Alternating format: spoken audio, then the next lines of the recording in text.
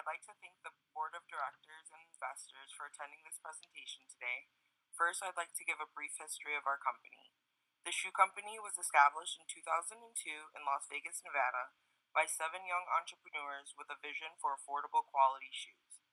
Since our inception, we have been able to raise our sales to $250,000 by providing an offering of over 500 types of shoes across the globe, with sales in the United States, Europe, Latin America, and Asia.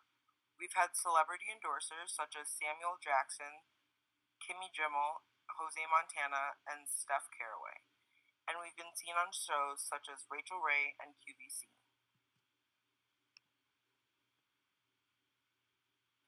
However, today we will be going over some objectives and strategies that we already have in place, along with some plans for the long run of the company. Specifically, we will be discussing the business, production, competitive, and financial strategies, and I'll pass it to Carla, who will be talking about our business strategy.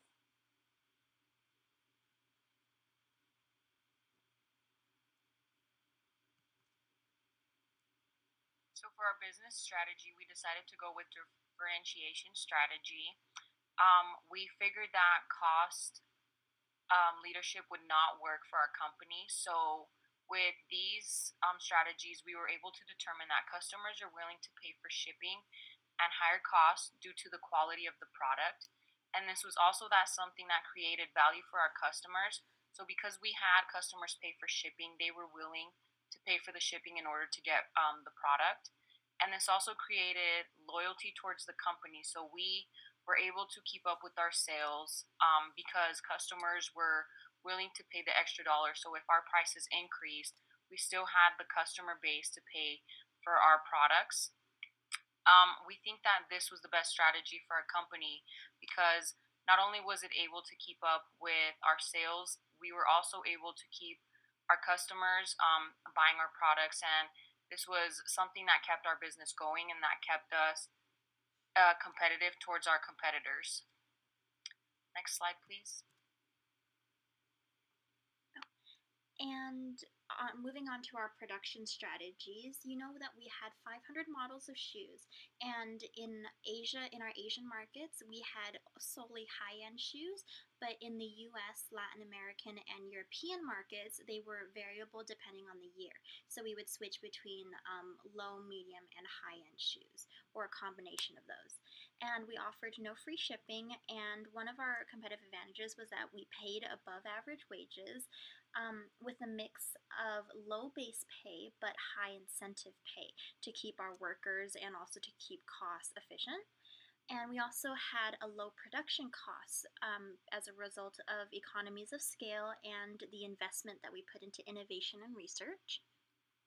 We also changed SQ ratings depending on our prior years and the competitors and what they were doing in the markets at that time. But most importantly, we sold the same SQ rated shoes but at a lower price because of our lower production costs.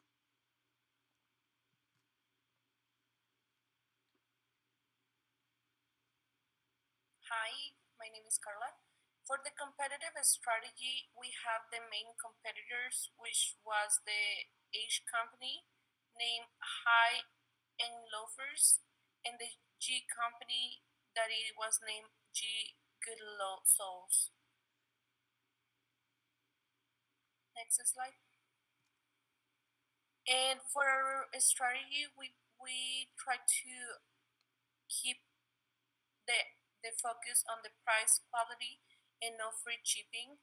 As Sabrina mentioned it, we try to keep our price and quality related to our production. So we had really good quality, but at the same time we had a price based on the customers' needs.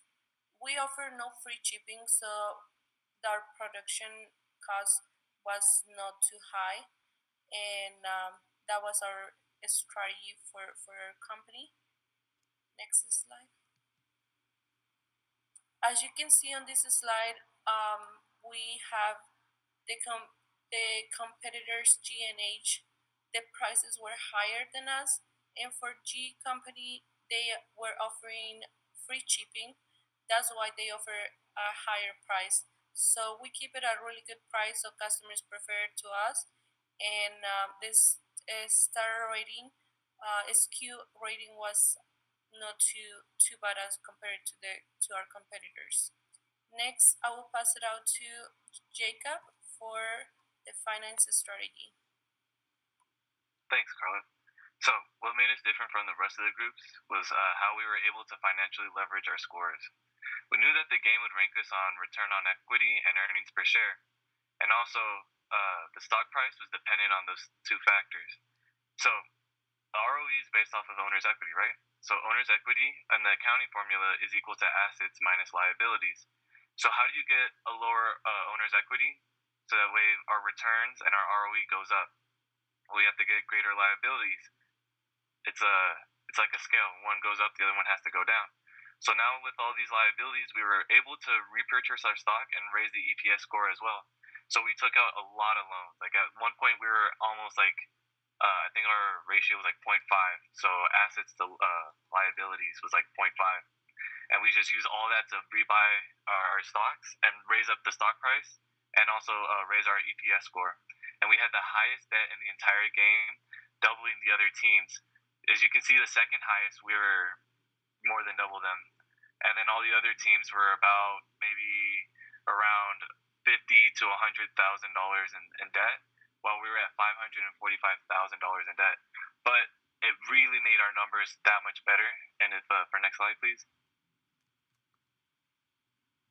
you can see that we were able to really get those numbers up, but we did take a hit on our credit rating. But that didn't matter too much because the hit on the credit rating was not so much as the gain that we would get from the ROE, the stock price, and the EPS. Like those points that we got were so much better. And no other team knew of this system. It was clear to see that the other teams were afraid to even do debt leveraging because of the actual the harm that you can do if you don't know what you're doing can really just default your company and ruin the game. But we were just kind of risking it. We wanted to go all out at the end. So we won out the other opponents for the best in industry too. So if you notice that the best in industry throughout the game, the other teams were so low because of our bar was so high for those scores that they couldn't even catch up to us. So that was really helping us out. We were able to get one of the lowest number of shares possible in the game to win the EPS score. We had about 15,000 shares, while other people were averaging now 16 to 18,000. We would not. I believe we would not have won this game on pure production alone. The biggest push for us was the financial books. Thanks, and I'll pass it on to Amir. All right, nice job, Mr. Jacobs, sir. Way to break it down. So I wanted to take a closer look at the earnings per share because we were the most consistent out of all the companies. We were always high in 8, out of the 10 years, which is very important for us financially. Next slide, please. And then I also want to look at our stock price. So as Jacob mentioned, we did use our loans to buy back most of our stocks, which did increase our stock price. And if you look at year, I believe 15, our stock price went from 190 to 477, which is an insane amount of growth. And I know that our stock shareholders were very happy and impressed. There's the only downfall, if you could even call it that, with our amazing growth, is that the shoe company does not pay out dividends. Instead, gives steady growth with quality footwear. Next slide, please. So I'm going to go over the strategy changes that we went through throughout the 10 years. Basically, it was pretty much consistent throughout the years. However, our main shift was in the beginning. Just as Jacob had stated, our main strategy was to financially leverage everything. And this was beneficial for us, not only financially, but also production-wise. We were able to basically increase revenues as well as productivity across all of our production facilities. And then after that, as you can see, probably at year 12 from there on out, it pretty much stayed the same. and we still went with no shipping and not paying out dividends just because the product was of such high quality in each region that the people were willing to pay shipping and not pay out dividends because they were being compensated by good quality shoes. Not only that, we also strategically focused on which region to have the highest quality. As Sabrina had stated earlier, in North America, we pretty much stayed consistent with the SQ rating. In the Asia Pacific was where we had our highest quality of shoes, and in Europe, we did have shoes that were basically fluctuating from low, medium to high based on how it was from year to year. And now I will pass it on to Amir to conclude. Thank you, guys. I just wanted to say it was a great semester with y'all. We really did kill the game in all sorts of ways, not only financially but in performance-wise. And not many companies can even do that in the real world. So I just want to thank you all for your hard work.